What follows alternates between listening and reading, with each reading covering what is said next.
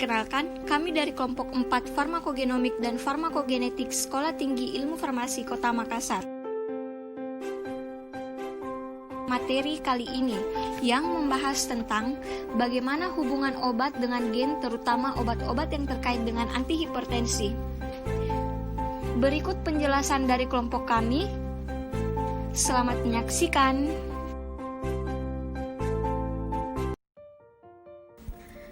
Hipertensi adalah suatu kondisi ketika tekanan darah terhadap dinding arteri terlalu tinggi.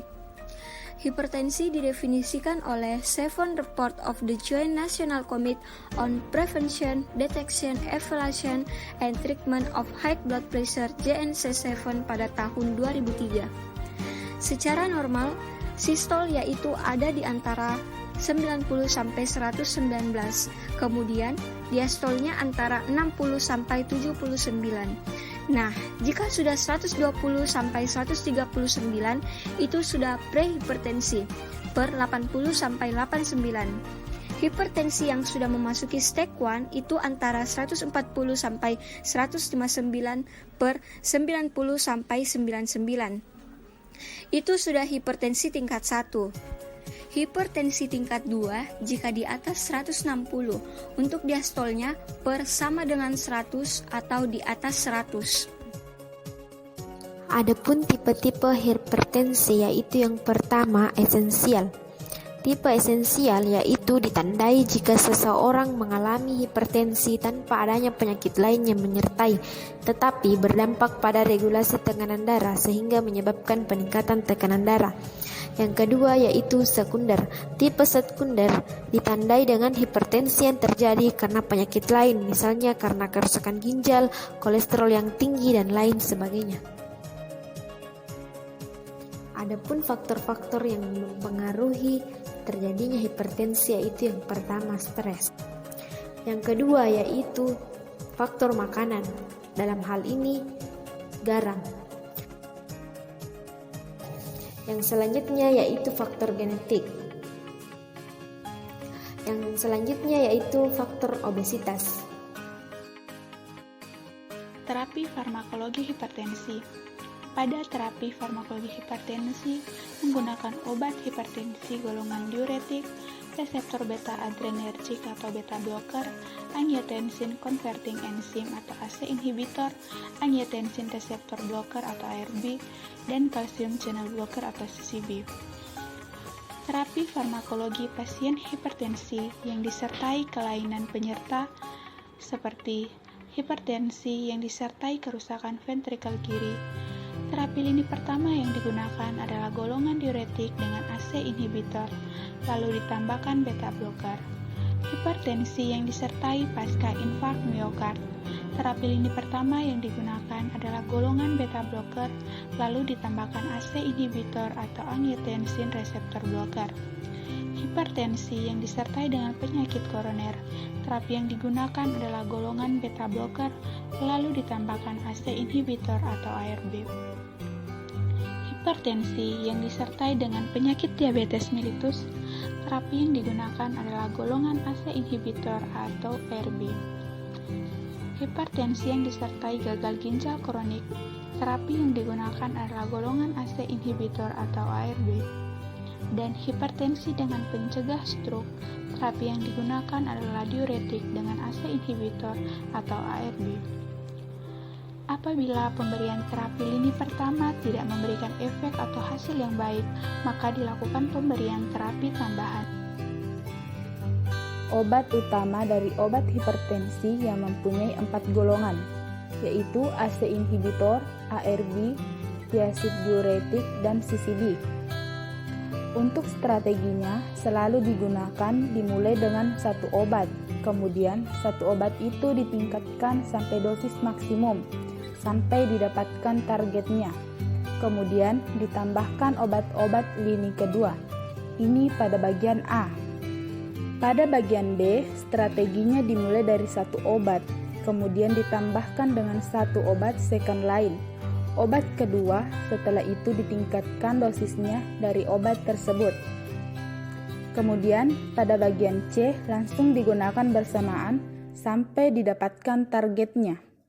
Selain itu, pasien harus diberikan edukasi bagaimana mengubah pola hidup yang sehat, yaitu membatasi penggunaan rokok, mengontrol gula darah dan lemak atau kolesterol, diet, dan melakukan olahraga yang teratur.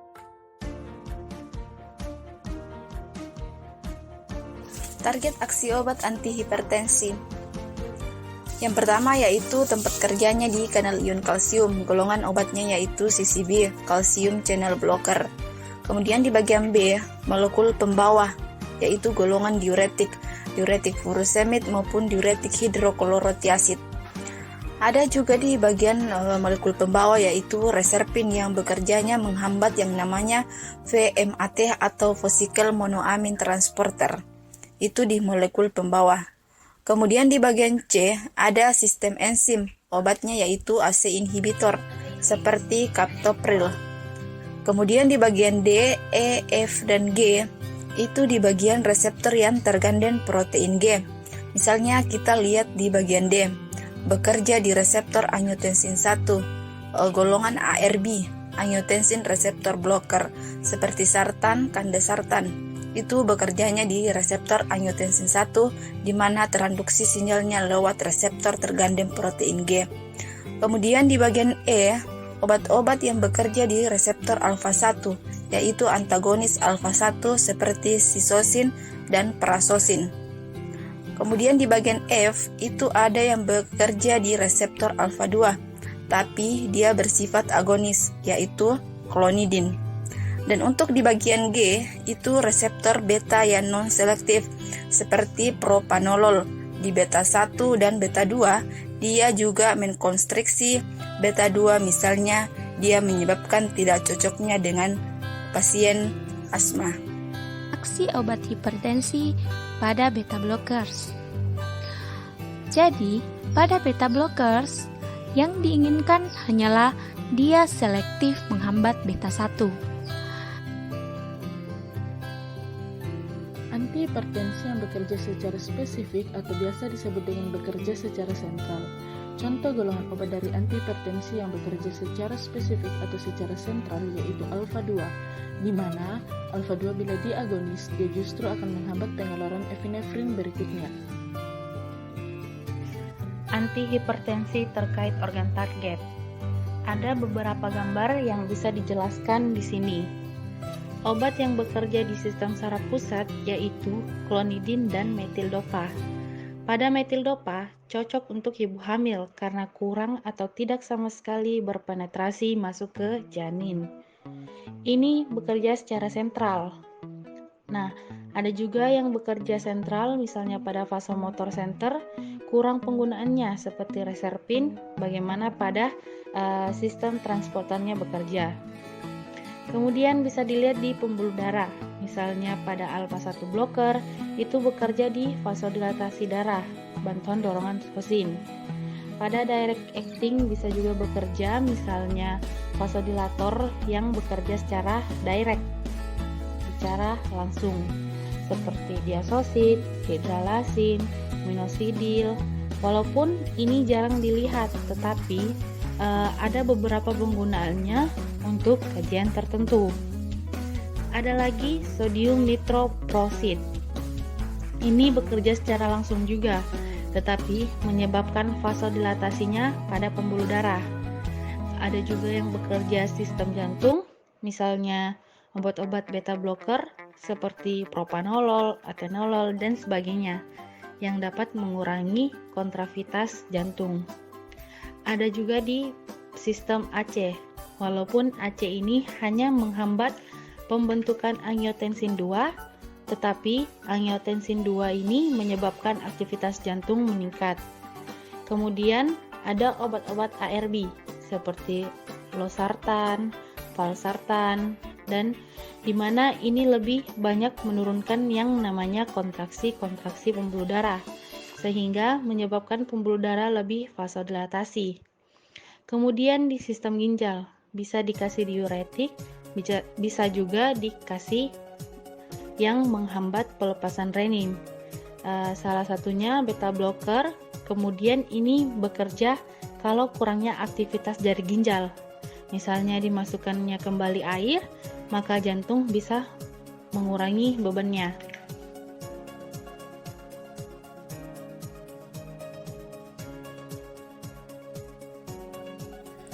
Polimorfisme genetik dapat mempengaruhi di sistem farmakokinetik dan di sistem farmakodinamik. Kalau di farmakokinetik terkait dengan sistem absorpsi, distribusi, metabolisme, dan ekskresi.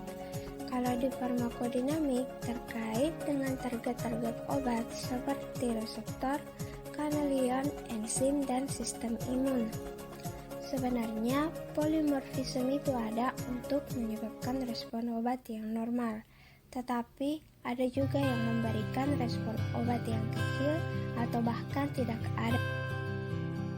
Berikut adalah contoh tabel polimorfisme genetik dalam target obat dan respon terhadap efek terapi obat. Ada beberapa contoh yang bisa menjadi wawasan bahwa farmakogenetik itu bisa terjadi pada enzim pemetabolisme beta blockers, yaitu CYP450, 2, dan 6.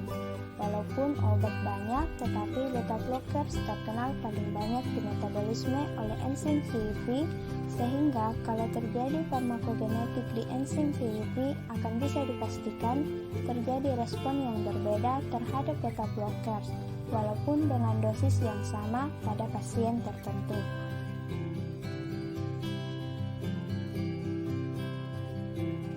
Farmakogenetik protein target transporter.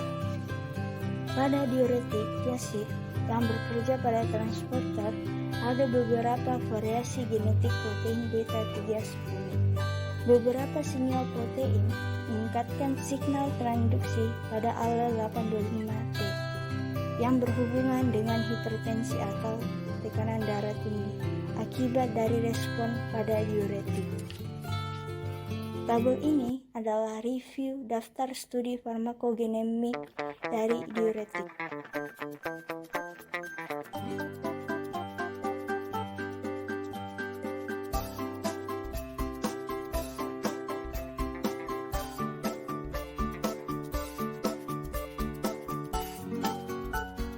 Sekarang kita akan membahas tentang farmakogenetik antihipertensi ACE inhibitor dan ARB yang merupakan drug of choice.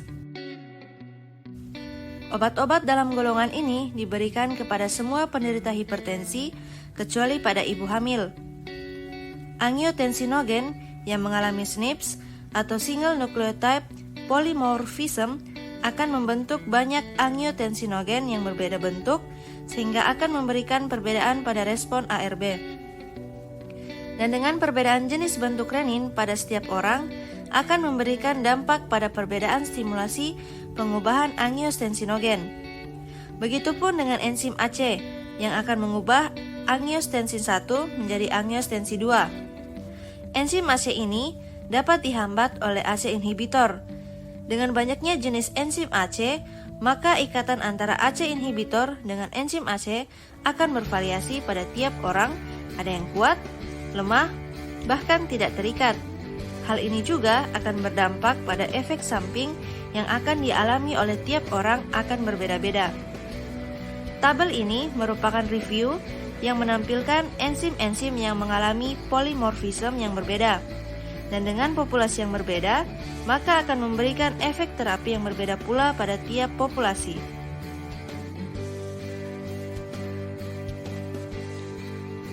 Farmakogenetik kalsium channel blocker. Pada antihipertensi CCB, ada beberapa gen yang terikat di mana setiap gen memperlihatkan adanya variasi tekanan darah akibat pemberian CCB karena terikat secara genetik. Polimorfisme genetik dapat mempengaruhi respon obat melalui gen yang terlibat dalam patogenesis hipertensi yang mampu memodifikasi efek dari obat tersebut. Misalnya, pada gen TENSI2, adanya polimorfisme terjadi di bagian RS2429427 dengan jenis studi GWAS atau Genome Association Wide Study pada populasi Jepang menyatakan bahwa ternyata pembawa alel G memiliki respon yang lebih baik terhadap amlodipin. Jadi, dari studi farmakogenetik dapat dilihat bahwa pasien secara klinikal prevalensi klinik dan ada bukti-bukti itu kemudian dilakukan genotyping, diamplifikasi atau gennya diperbanyak. Setelah itu, diidentifikasi mutasi terjadinya di mana. Setelah itu, dilakukannya proses diagnostik dengan menggunakan biomarker tertentu. Biomarker ini ialah penanda-penanda biologi terhadap gen yang bermutasi. Akhirnya, diagnostik biomarker ini dari obat-obat itu kita dapat gunakan di terapinya. Kita pakailah, misalnya, ada mungkin beberapa alternatif dosis, misalnya dosis A1, A2, A3, itu sedapat mungkin kita dengan kondisi genetik pasien bisa kita memberikan kesesuaian dosis, sehingga bisa dioptimalisasi terapi dengan desain obat secara rasional berdasarkan genetiknya. Maka setelah itu ada terapi-terapi yang paling optimal untuk pengobatan secara individu. Intinya ke arah personalized treatment atau personalized medicine. Baik, demikianlah apa yang kelompok kami paparkan mengenai antihipertensi. Semoga dengan adanya presentasi ini dapat menambah wawasan Anda. Kritik dan saran sangat kami harapkan. Apabila ada tutur kata yang kurang berkenan di hati, mohon dimaafkan. Terima kasih. Wassalamualaikum warahmatullahi wabarakatuh.